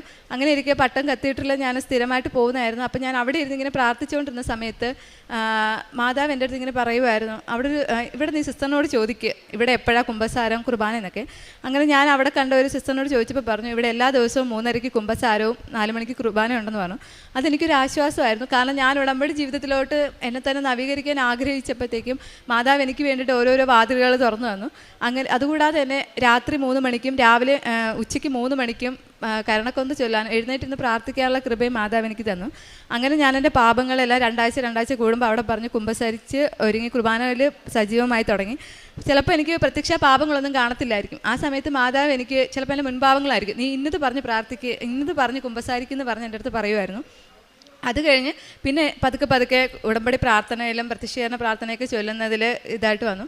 അങ്ങനെ ഇരിക്കെ ഓഗസ്റ്റിൽ എനിക്ക് എൻ്റെ ഇത് പുതുക്കേണ്ട സമയമായിരുന്നു. പക്ഷേ എനിക്ക് അറിയത്തില്ലായിരുന്നു ഇങ്ങനെ 3 മാസം കഴിയുമ്പോൾ തന്നെ വന്ന് പുതുക്കണമെന്ന്. ഞാൻ പുതുക്കിയില്ല. അങ്ങനെ ഇരിക്കെ എൻ്റെ ഓഗസ്റ്റ് ലാസ്റ്റൊക്കെ ആയപ്പോഴത്തേക്കും എൻ്റെ കാശ് രൂപ നഷ്ടപ്പെട്ടു. അപ്പോൾ എനിക്ക് എന്ത് ചെയ്യണമെന്ന് അറിയത്തില്ല. സത്യം എൻ്റെ കോൺഫിഡൻസ് എല്ലാം പോയി, എൻ്റെ ഒരു ശക്തി എന്നിൽ നിന്ന് പോയതുപോലെ, മാതാവ് എന്നെ വിട്ടു പോയതുപോലെ എനിക്ക് തോന്നി. അങ്ങനെ ഇരിക്കുക അത് കഴിഞ്ഞ് ഞാൻ എന്താ പറയുന്നത് പങ്കെടുത്ത കുർബാനകളിലൊക്കെ എന്നോട് പുതിയ ഉടമ്പടി അതിനെക്കുറിച്ചുള്ള വചനങ്ങളൊക്കെ ഞാൻ കൂടുതൽ കേൾക്കാൻ തുടങ്ങി. അപ്പോൾ എനിക്ക് മനസ്സിലായി മാതാവ് ഞാനൊരു പുതിയ ഉടമ്പടി എടുക്കാൻ ഞാൻ ആഗ്രഹിക്കുന്നത് അതിന് വേണ്ടിയിട്ടായിരുന്നു എന്നെ ഒരുക്കിക്കൊണ്ടിരുന്നതെന്ന്. അങ്ങനെ ഞാൻ സെപ്റ്റംബറിൽ വന്നിട്ട് ഇവിടെ വന്ന് പുതിയ ഉടമ്പടി എടുത്തു. ഈ ഉടമ്പടി എടുത്തു കഴിഞ്ഞതിന് ശേഷം അതെനിക്കൊരു പുതിയൊരു ജീവിതമായിരുന്നു. അത് കഴിഞ്ഞ് അങ്ങനെ പോകുന്ന സമയത്ത് ഞാൻ ഡ്രോപ്പ് ചെയ്ത ജർമ്മൻ്റെ തന്നെ അടുത്ത എക്സാം 2 മൊഡ്യൂളുകൾ എനിക്ക് കിട്ടാനുണ്ടായിരുന്നു. അപ്പോൾ അതിന് ഞാൻ ഡേറ്റ് എടുത്തു. ഞാൻ മാതാവിൻ്റെ ഉടമ്പടി കാശ് രൂപ ഉപ്പൊക്കെ ആയിട്ട് പോയി പരീക്ഷ എഴുതി. ഒരെണ്ണം ഞാൻ പാസ്സായി. പക്ഷേ റൈറ്റിംഗ് ഞാൻ പാസ്സായില്ല. അപ്പോൾ ആദ്യത്തെ റൈറ്റിംഗ് പാസ്സാവാതിരുന്നപ്പോഴത്തേക്കും മാതാവ് എനിക്കൊരു വചനം തന്നായിരുന്നു. ഞാനിങ്ങനെ പ്രാർത്ഥിച്ചപ്പം ഹബക്കുക്ക് പ്രവാചകൻ്റെ പുസ്തകം 1-ാം അധ്യായം 5-ാം വാക്യം, ജനതകളുടെ ഇടയിലേക്ക് നോക്കി വിസ്മയാഭരിതരാകുവിൻ, പറഞ്ഞാൽ വിശ്വസിക്കാനാകാത്തൊരു പ്രവൃത്തി വരുന്ന ആളുകൾ ഞാൻ ചെയ്യാൻ പോകുന്നു. ഞാൻ ആ വചനത്തെ വിശ്വസിച്ച് എന്നും പ്രാർത്ഥിക്കുമായിരുന്നു, എന്തെങ്കിലും ഒരിക്കലും മാതാവ് എൻ്റെ ജീവിതത്തിൽ ഇടപെടുമെന്ന് ഞാൻ പ്രാർത്ഥിച്ചു. അങ്ങനെ ഇരിക്കെ ഒക്ടോബർ അങ്ങനെ ഇരിക്കുകയാണ് എനിക്ക് എൻ്റെ ഒരു ജൂലൈയിൽ വന്നിട്ട് എനിക്ക് എൻ്റെ വിസയ്ക്കുള്ള ഡോക്യുമെൻറ്റ്സ് വന്നു. അതൊരു 7-ാം തീയതിയാണ് വന്നത്. ആ എൻ്റെ ലൈഫിൽ കൂടുതലും എല്ലാ കാര്യങ്ങളും നടക്കുന്ന ഒരു വ്യാഴാഴ്ച ചൊവ്വാഴ്ച അല്ലെങ്കിൽ 7-ആയിട്ട് കണക്ട് ചെയ്തിട്ടുള്ള ഡേറ്റുകളിലായിരുന്നു. അപ്പം ഞാൻ ഓർത്തു പക്ഷെ ഞാൻ ഒന്നും പാസ്സായിട്ടില്ല. അങ്ങനെ ഇരിക്കും ഞാൻ വീണ്ടും ഒക്ടോബറിൽ എനിക്ക് വീണ്ടും ഒരു എക്സാം ഡേറ്റ് കിട്ടി. അപ്പം ഞാൻ ഓർത്തു മാതാവ് വീണ്ടും ഞാൻ എന്നെ പെട്ടെന്ന് എത്തിക്കാനായിരിക്കും ആഗ്രഹിക്കുന്നത് ഓർത്തിട്ട് ഞാൻ പോയി പരീക്ഷ എഴുതി. ആ പരീക്ഷയുടെ റിസൾട്ട് വരുന്നതിൻ്റെ അന്ന് ഒരു 5:30 ഞാൻ പ്രത്യക്ഷീകരണ പ്രാർത്ഥനയ്ക്ക് എഴുന്നേറ്റപ്പോൾ ഒരു 2 മിനിറ്റ് ഞാനൊന്ന് മയങ്ങിപ്പോയി. ആ സമയത്ത് സ്വപ്നത്തിൽ എൻ്റെ റിസൾട്ട് വരുന്നതായിട്ട് കാണുകയും 11 സമയം കാണിക്കുകയും 2 എന്നൊരു സംഖ്യ കാണിക്കുകയും ചെയ്തു. അപ്പം ഞാൻ വിചാരിച്ചു 62 ആയിരിക്കും, ഞാൻ പാസ്സാവും. അപ്പോൾ എനിക്ക് കോൺട്രാക്റ്റിലെ ഡേറ്റ് എന്ന് പറഞ്ഞാൽ ഒക്ടോബർ 30 ഞാൻ അവിടെ എത്തണമെന്നായിരുന്നു. അപ്പോൾ ഒക്ടോബർ 30 എനിക്ക് എത്താൻ പറ്റുമെന്നുള്ള വിശ്വസിച്ചു. കറക്റ്റ് ഞാൻ നൈറ്റ് ഡ്യൂട്ടി കഴിഞ്ഞ് റൂമിൽ വന്ന സമയത്ത് എനിക്കിങ്ങനെ മാതാവ് പ്രാർത്ഥിക്കാനുള്ളൊരു പ്രേരണ തരുക. അപ്പോൾ ഈ സാക്ഷ്യങ്ങളിലൂടെ എനിക്ക് ഇങ്ങനെ സാക്ഷ്യങ്ങൾ ഞാൻ കേട്ടിട്ടുണ്ട്, ഇങ്ങനെ പ്രേരണ തരുമ്പോൾ നമ്മൾ നീലത്തിരിയും പച്ചത്തിരിയും കത്തിച്ച് പ്രാർത്ഥിക്കും. അങ്ങനെ അതുപോലെ ഞാൻ പ്രാർത്ഥിച്ചുകൊണ്ടിരുന്ന സമയത്ത് എനിക്കിതുപോലെ മെസ്സേജ് ഇമെയിൽ വന്നു. അപ്പോൾ എനിക്ക് മനസ്സിലായി എൻ്റെ റിസൾട്ടാണ്. കറക്റ്റ് 11-12 ആയപ്പോഴത്തേക്കും എൻ്റെ കൂടെ എക്സാം ചെയ്ത ഒരാൾ എനിക്ക് മെസ്സേജ് അയച്ചിട്ടുണ്ട്, എനിക്ക് ഇതുപോലെ റിസൾട്ട് വന്നു എന്ന് പറഞ്ഞ് മെസ്സേജ് അയച്ചു. പ്രാർത്ഥന കഴിഞ്ഞ് ഞാൻ ബൈബിൾ പറഞ്ഞപ്പോൾ എനിക്ക് കിട്ടിയ വചനം എന്ന് പറഞ്ഞത് കർത്താവ് വീണ്ടെടുക്കപ്പെട്ടവരെ ഗാനാലാപനത്തിലൂടെ നയിക്കുമെന്നായിരുന്നു.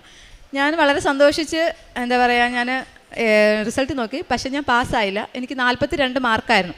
അപ്പോൾ അപ്പോഴെല്ലാം മാതാവ് എൻ്റെ മനസ്സിൽ വന്നത്, ദൈവം ഇപ്പോൾ ആഗ്രഹിക്കുന്നില്ല നീ പാസ്സാകാൻ വേണ്ടിയിട്ട്. എന്നിട്ട് എൻ്റെ മനസ്സിൽ വന്നത്, ഇനി നീ എക്സാം എഴുതണ്ട, 3 മൊഡ്യൂൾ വെച്ചിട്ട് പോകാൻ പറ്റുന്നതിനെക്കുറിച്ച് നോക്ക്. അങ്ങനെ എൻ്റെ അടുത്ത് പറഞ്ഞു.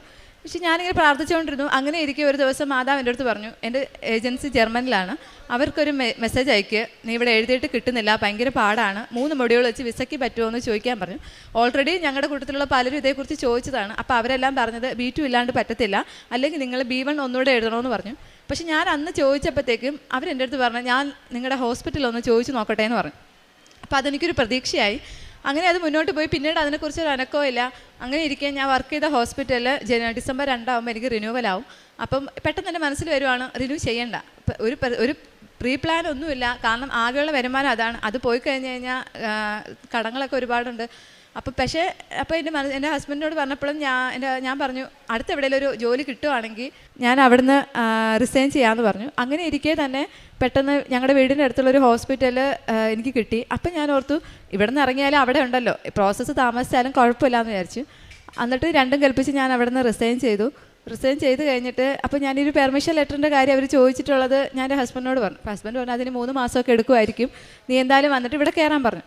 അങ്ങനെ ഞാൻ അവിടെ നിന്ന് ഇറങ്ങി. അപ്പോൾ ഞാനവിടെ ഒരു 10-ാം തീയതി എന്ന് പറഞ്ഞ ഡേറ്റാണ് പറഞ്ഞത്. 7-ാം തീയതി ഡിസംബർ 7-ന് മാതാവിൻ്റെ പ്രത്യക്ഷീകരണത്തിൻ്റെ ദിവസവും 8-ാം തീയതി എൻ്റെ ബർത്ത്ഡേ ആണ്. അപ്പോൾ എനിക്ക് ഉറപ്പായിരുന്നു 8-ാം തീയതി മാതാവ് എന്തെങ്കിലും ഒരു ഗിഫ്റ്റ് എനിക്ക് തരുമെന്ന്.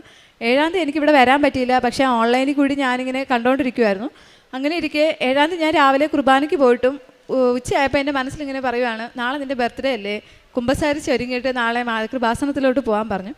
അങ്ങനെ രാവിലെ കുർബാന കൂടിയിട്ട് ഞാൻ വൈകിട്ടൊരു ധ്യാന കേന്ദ്രത്തിൽ പോയി നല്ലപോലെ കുമ്പസാരിച്ച് നല്ല തീക്ഷ്ണതയോടുകൂടെ കുർബാനയിൽ പങ്കെടുത്തിട്ട് ഇങ്ങനെ ഇരിക്കുമായിരുന്നു. അപ്പോൾ ഞാൻ അമ്മയോട് ഇങ്ങനെ പറഞ്ഞപ്പോൾ അമ്മ ഇങ്ങനെ പറഞ്ഞു, നാളെ സ്കൂളിന് അവധിയാണെങ്കിൽ എനിക്ക് വരാൻ പറ്റും, ഇല്ലെങ്കിൽ പറ്റത്തില്ല എന്ന് പറഞ്ഞു.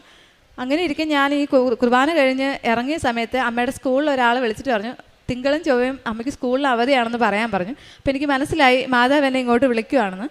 ഞാൻ അങ്ങനെ പിറ്റേ ദിവസം രാവിലെ തന്നെ അമ്മയും കൊണ്ട് ഇവിടെ വന്നപ്പോൾ അതിന് മുന്നേ പല പ്രാവശ്യവും ഞാൻ അച്ഛനെ കാണാൻ ശ്രമിച്ചിട്ടുണ്ട്, പക്ഷേ പറ്റിയില്ല. പക്ഷേ അന്ന് എനിക്ക് അച്ഛനെ കാണാനുള്ള അവസരം കിട്ടി. ഞാൻ എന്തൊക്കെയോ പറയണമെന്ന് വിചാരിച്ച് മാതാവിൻ്റെ അടുത്ത് വന്നതാണ്. പക്ഷേ ഇവിടെ വന്നപ്പോൾ എനിക്ക് എന്തെന്നില്ലാത്തൊരു ശക്തിയാണ്, എനിക്ക് താങ്ങാവുന്നതിനും അപ്പുറം ഒരു ശക്തിയാണ് എനിക്ക് അനുഭവപ്പെട്ടത്. അപ്പോൾ എനിക്ക് മനസ്സിലായി മാതാവിൻ്റെ ഈശോയുടെയും സാന്നിധ്യം ഇവിടെ ഉണ്ടെന്ന്. അച്ഛനോട് പറയാനുള്ളതെന്ന് എനിക്ക് ഓർമ്മ ഒന്നുമില്ല. പെട്ടെന്ന് ഞാൻ പൊട്ടിക്കരയുകയാണ് ചെയ്തത്. എനിക്ക് കരച്ചിലാണ് വന്നത്, അല്ലാണ്ട് വേറൊന്നും വന്നില്ല.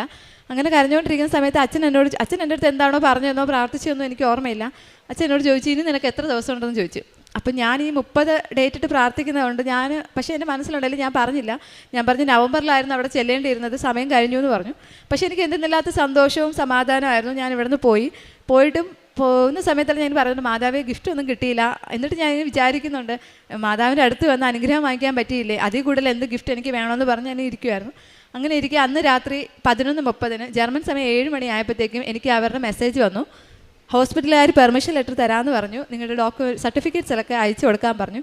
ശരിക്കും അതെനിക്ക് വിശ്വസിക്കാൻ പറ്റുന്നതിൽ അപ്പുറമായിരുന്നു.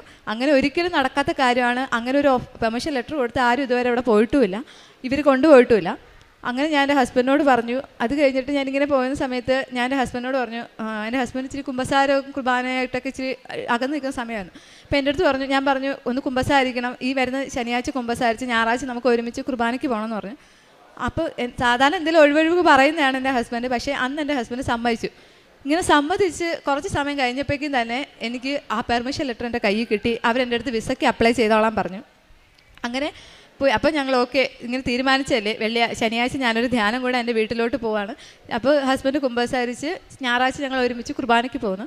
അങ്ങനെ പോകുന്ന വഴിക്ക് ഞാൻ കരുണക്കൊന്ത ചൊല്ലി കഴിഞ്ഞ സമയത്ത് തന്നെ എനിക്ക് ഏജൻറ്റിൽ നിന്ന് ഫോൺ വിളി വരുന്നു, 15-ാം തീയതി ബാംഗ്ലൂർ ഒരു ഡേറ്റ് ഉണ്ട്, എടുക്കട്ടെ എന്ന് ചോദിച്ചു. ആ സമയത്ത് എൻ്റെ ഹസ്ബൻഡിന് കുമ്പസാരിക്കാനുള്ളതാണെന്നും എനിക്ക് ധ്യാനം കൂടാനുള്ളതാണെന്നും ഞായറാഴ്ച ഞങ്ങൾക്ക് ഒരുമിച്ച് പള്ളിയിൽ പോകേണ്ടതാണെന്നും ഓർക്കാണ്ട് ഞാൻ പെട്ടെന്ന് എൻ്റെ ആഗ്രഹം, കാരണം അപ്പോഴും ഞാൻ വിസയ്ക്ക് വെക്കുവാണെങ്കിൽ എനിക്ക് 30-ാം തീയതിക്ക് മുന്നേ പോകാൻ പറ്റും.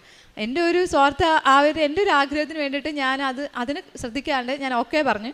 അങ്ങനെ അന്നും ഞങ്ങളുടെ വണ്ടിക്ക് ചെറിയൊരു ഇതൊക്കെ പറ്റി കുറച്ച് ബുദ്ധിമുട്ടായിരുന്നു. പക്ഷെ എന്നാലും ദൈവം തന്നതാണെന്നാണ് ഞാൻ വിചാരിച്ചത്. ഇത് കർത്താവായിട്ട് എനിക്ക് തന്നതാണെന്ന് ഓർത്തിട്ട് ഞാൻ ബാംഗ്ലൂർ പോയി.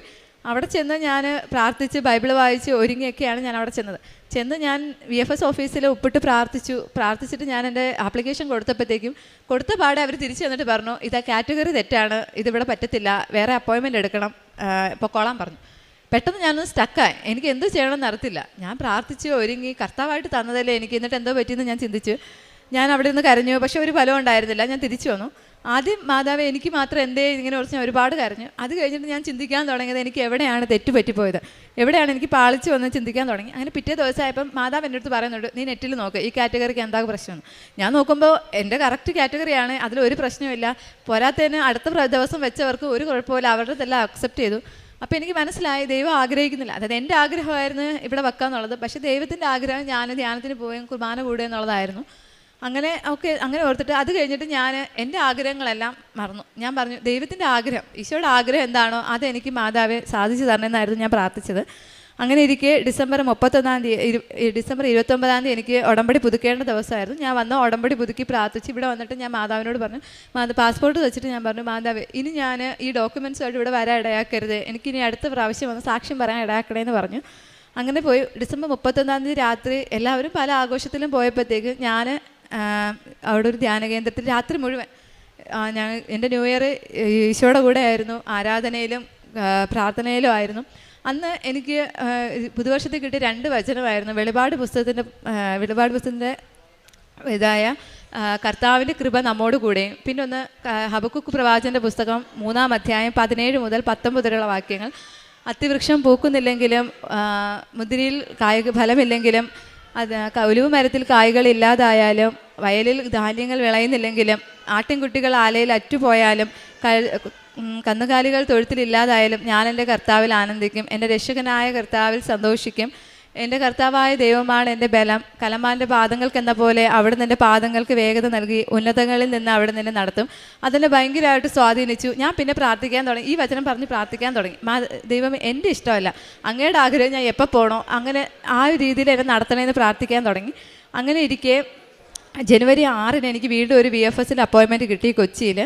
അപ്പോൾ അത് ഒരു ചൊവ്വാഴ്ചയായിരുന്നു. അങ്ങനെ ഞങ്ങൾ പോയി 5-ാം തീയതി ഇവിടെ വന്ന് പ്രാർത്ഥിച്ചു. ഇവിടെ വന്നിട്ട് ഞാൻ ഓൾറെഡി ഒരു റിജക്ഷൻ വന്നതുകൊണ്ട് അച്ഛനെ കാണാൻ വേണ്ടി അവിടെ നിന്നപ്പോഴത്തേക്ക് അവിടെ നിന്ന് സിസ്റ്റർ നോക്കിയിട്ട് പറഞ്ഞു, വിസയ്ക്ക് വച്ചിട്ട് വാ, ഇനി റിജക്ഷൻ ഒന്നും വരത്തില്ല. അതെനിക്ക് ശരിക്കും മാതാവ് എന്നോട് പറയുന്ന പോലെയാണെന്ന് എനിക്ക് ഫീൽ ചെയ്തത്. ഞാൻ ഇവിടെ ഒന്ന് പ്രാർത്ഥിച്ച് ഞാൻ പോയ വഴിക്കല്ല, എനിക്കൊരു തീർത്ഥാടന യാത്ര പോലെയായിരുന്നു. ഒരുപാട് പള്ളിയിൽ കയറി. അതിനെക്കാട്ടി വലിയൊരു അനുഭവം എന്ന് പറയുന്നത്, ഞാൻ ഈശോയുടെ ഒരു തങ്കിപ്പള്ളി കയറി, ഈശോയുടെ തിരുസ്വരൂപമുള്ള.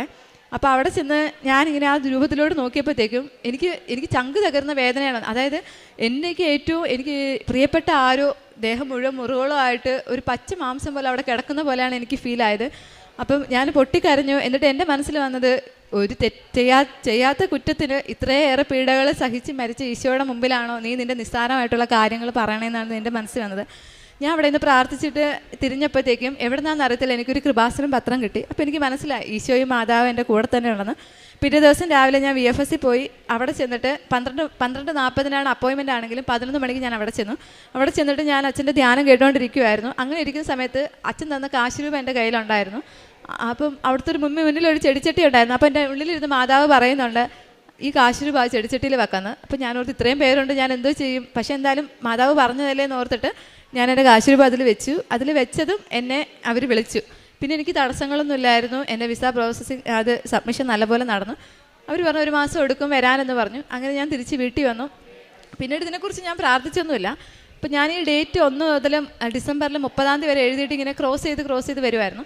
പെട്ടെന്ന് ഞാൻ പ്രാർത്ഥിച്ചുകൊണ്ടിരുന്ന സമയത്ത് മാതാവ് എൻ്റെ അടുത്ത് പറഞ്ഞു 1 മുതൽ 27 വരെ എഴുതാൻ പറഞ്ഞു. അങ്ങനെ ഞാൻ 1 മുതൽ 27 വരെ എഴുതി. എന്നിട്ട് എൻ്റെ അടുത്ത് 15, 17, 27 മാർക്ക് ചെയ്യാൻ പറഞ്ഞു. എന്തിനാണെന്നറിയത്തില്ല, പക്ഷേ മാതാവ് പറഞ്ഞല്ലേന്ന് ഓർത്തിട്ട് ഞാൻ മാർക്ക് ചെയ്തു. 6-ാം തീയതി സബ്മിറ്റ് ചെയ്ത എൻ്റെ ഡോക്യുമെൻറ്റ്സ് 7-ാം തീയതി കോൺസുലേറ്റിലെത്തി ജർമ്മനീൻ്റെ. അത് കഴിഞ്ഞ് എൻ്റെ 7-ാമത്തെ ദിവസം 14-ാം തീയതി അതിൽ വിസ സ്റ്റാമ്പ് ചെയ്തു. അങ്ങനെ ഇരിക്കെ ഞാനിങ്ങനെ 15 എന്നുള്ള ഡേറ്റ് വന്നു. അപ്പം ഞാൻ മാതാവിനോട് എടുത്തു, മാതാവ് ഇന്ന് 15 എന്താണെന്ന് ഞാൻ അറിയത്തില്ല. അങ്ങനെ ഇരിക്കെ അന്നത്തെ രാവിലത്തെ പ്രത്യക്ഷ പ്രാർത്ഥനയ്ക്ക് എനിക്ക് എഴുന്നേക്കാൻ പറ്റിയില്ല. അപ്പോഴത്തേക്കും അപ്പം നോക്കുമ്പോൾ ഈശോ എൻ്റെ കാൽക്കൽ വന്നിരിക്കുക. എന്നിട്ട് ഈശോ എൻ്റെ അടുത്ത് പറയാം, എഴുന്നേറ്റ് പ്രാർത്ഥിക്കുന്ന എൻ്റെ അടുത്ത് പറയാം. ഈ ഉടമ്പടി ജീവിതത്തിൽ എനിക്ക് കിട്ടിയെന്ന് വെച്ച് കഴിഞ്ഞാൽ ഈശോയായിട്ട് ഞാനൊരു ബന്ധത്തിലായി. എന്നെ എടീന്ന് വിളിച്ച് ഈശോ എപ്പോഴും എൻ്റെ അടുത്ത് സംസാരിക്കുമായിരുന്നു. ഞാൻ എഴുന്നേറ്റു.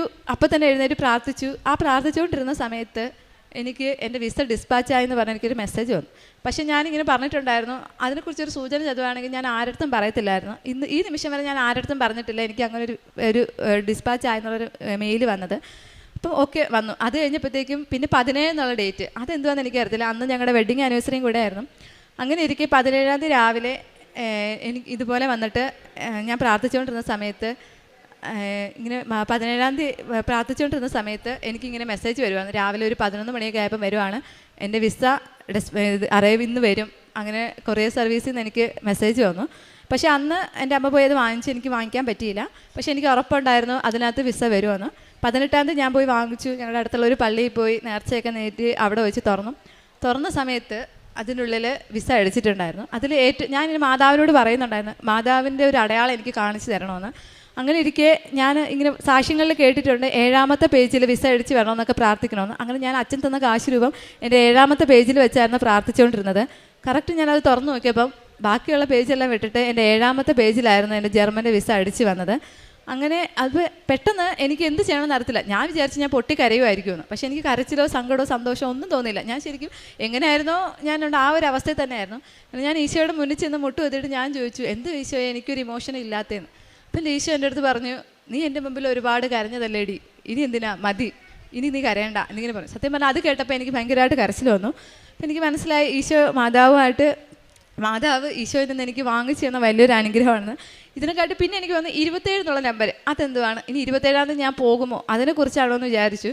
അങ്ങനെ ഇരിക്കും ഞാൻ വിസ നോക്കിയപ്പോഴത്തേക്കും അതിനകത്ത് എൻ്റെ വിസ സ്റ്റാർട്ടാകുന്നത് 27-ാം തീയതി മുതലാണ്. അപ്പോൾ 7-ാം തീയതി കോൺസുലേറ്റ് എത്തിയ എൻ്റെ പാസ്പോർട്ട് 7-ാമത്തെ ദിവസം അതിൽ വിസ സ്റ്റാമ്പ് ചെയ്യും. 17-ാം തീയതി എൻ്റെ കയ്യിലെത്തുകയും 27-ാം തീയതി മുതൽ എൻ്റെ വിസ സ്റ്റാർട്ടാകുകയും ചെയ്യാനും. ഇത് അമ്മ മാതാവ് എനിക്ക് ഈശോയിൽ നിന്ന് വാങ്ങിച്ച് തന്നതല്ലാതെ എൻ്റെ മെറിറ്റിൽ എനിക്കിതൊന്നും ഒരിക്കലും സാധ്യമല്ല. ഒരു 0.1% പോലും എനിക്ക് സാധ്യമല്ലെന്ന് എനിക്ക് ഉറച്ച വിശ്വാസമുണ്ട്. അതിന് അമ്മ മാതാവിന് ഒരു കോടി നന്ദി പറയുന്നു. പിന്നെ എനിക്ക് ഈ വരുന്ന ഫെബ്രുവരിയിൽ ഫസ്റ്റ് വീക്കിൽ തന്നെ എനിക്ക് ജർമ്മനിക്ക് പോകാൻ പറ്റും. ഇതിന് അമ്മയ്ക്ക് ഈശോയ്ക്ക് ഒരുപാട് നന്ദി. ഇതിലൂടെ തന്നെ ആത്മീയമായിട്ട്, അതായത് തികച്ചും ഒരു എന്താ പറയുക, എൻ്റെ ഒരു വഴിപിഴച്ച എന്ന് വെച്ചാൽ ഞാൻ പഠിച്ച് കഴിയുന്നത് വരെ ഒരു ക്രിസ്ത്യൻ ഇൻസ്റ്റിറ്റ്യൂട്ടിലാണ് പഠിച്ചത്. മാതാവുമായിട്ടും ഈശോയായിട്ടും നിരന്തരം ജപമാലയും കുർബാനകളിലുമായിട്ടുള്ള ഒരു എന്താ പറയുക ഒരു ജീവിതചര്യയിലായിരുന്നു ഞാൻ വന്നത്. പക്ഷെ അത് കഴിഞ്ഞ് ജോലിക്കൊക്കെ പോയി തുടങ്ങിയപ്പം തികച്ചും ലോകത്തിൻ്റെ ഇഷ്ടങ്ങൾക്കനുസരിച്ച് പോയൊരു വ്യക്തിയായിരുന്നു. കുർബാനയില്ല, കുമ്പസാരമില്ല, പ്രാർത്ഥനകളില്ല. പക്ഷേ എപ്പോഴും ഞാൻ എന്താ പറയുക ബൈബിള് വായിക്കും, ഒരു ജപമാല എൻ്റെ കയ്യിൽ കൂടെ നടക്കും. അതായിരിക്കും ഒരു പക്ഷേ എനിക്കൊരു അനുഗ്രഹം കിട്ടുന്നതിനൊരു കച്ചിത്തുരുമ്പായത്.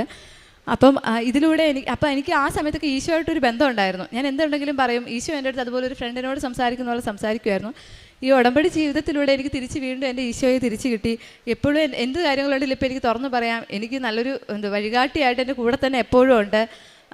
പ്രാർത്ഥിക്കാനും എൻ്റെ വീടിന് തൊട്ട് ഫ്രണ്ടിലാണ് പള്ളി. എന്നാൽ പോലും ഞാൻ പള്ളിയിൽ പോകത്തില്ലായിരുന്നു. പക്ഷേ ഇപ്പോൾ എനിക്ക് ദിവസം എൻ്റെ കുഞ്ഞിനെയും കൊണ്ട് പള്ളിയിൽ പോകാനും 2 ആഴ്ച കൂടുമ്പോൾ കുമ്പസാരിക്കാനും ഉള്ള കൃപ ഈ മാതാവ് എനിക്ക് നേടിത്തന്നു. പ്രേക്ഷിത പ്രവർത്തനമായിട്ട് പത്രങ്ങൾ ആദ്യമൊക്കെ ഞാൻ ചുമ്മാ കൊടുക്കുമായിരുന്നു. പിന്നെ ഉടമ്പടി തൈലം പൂശി വിശ്വാസ പ്രമാണം ചൊല്ലി കൊടുക്കാൻ തുടങ്ങി. അത് ഞാൻ എവിടെയൊക്കെ കൊടുക്കേണ്ടതെന്ന് മാതാവ് എനിക്ക് കാണിച്ചു തരും. പിന്നെ ആയപ്പോഴത്തേക്കും മാതാവ് എനിക്കതിൽ പ്രത്യക്ഷീകരണ പ്രാർത്ഥന എഴുതാൻ പറഞ്ഞു. എന്നിട്ട് ഓരോരുത്തർക്കും കൊടുത്തിട്ട് നിയോഗം പറഞ്ഞ് ഈ പ്രാർത്ഥന ചൊല്ലി പറയാൻ പറഞ്ഞു. അങ്ങനെ ഞാൻ കൊടുക്കാൻ തുടങ്ങി. കാരുണ്യ പ്രവൃത്തികളായിട്ട് ആദ്യമൊക്കെ എനിക്കങ്ങനെ എന്ത് കാരുണ്യ പ്രവൃത്തി ചെയ്യണമെന്ന് അറിയത്തില്ലായിരുന്നു.